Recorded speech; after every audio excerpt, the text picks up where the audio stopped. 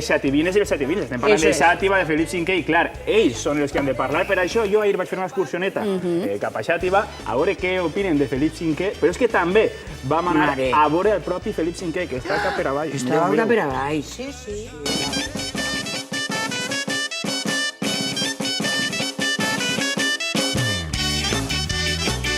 Mati, tu eres veïna d'ací de Xàtiva. Sí. Felip V, què et ve al cap? Pues, si ya tenemos que te ho dirà, és el fill de... Si no es poden dir sense insultar. Que sí, aquí clarament, perquè a més, a part de sucar és que ens diuen preocupar d'ell. Està a Caravall? Perquè està castigat.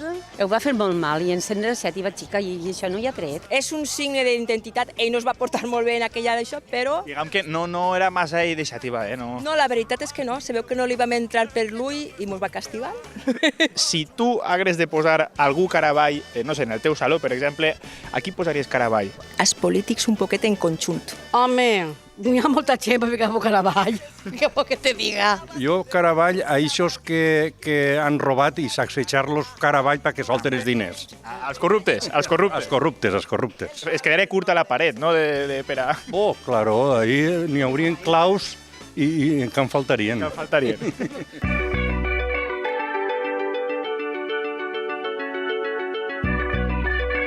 Àngel, així tenim el culpable, havies dit, a Felip. Sí, efectivament, Felip V el tenim així en el Museu de Xàtiva, penjat cap per avall, per venjar-nos una miqueta de la seva activitat, de la seva actitud en funció de la Guerra de Successió. Des de quan està este quadre així en Xàtiva cap per avall? Pues aproximadament des de 1940, quan el conservador del museu, Carles Sartú, va decidir penjar-lo cap per avall. Compartir el seu amor, la nostra vida quotidiana és una càrrega pesada que arrastrem i suportem. De moment no s'ha queixat ningú. És cert que a vegades sí que rebem algun escrit d'algú que ens diu que per què no el tornem a posar en posició natural, però realment és una anècdota que funciona, ens donem a conèixer. I tu creus que arribarà algun dia que finalment Felip el tornem a girar cap amunt? Jo no veig aquest dia, molt a prop.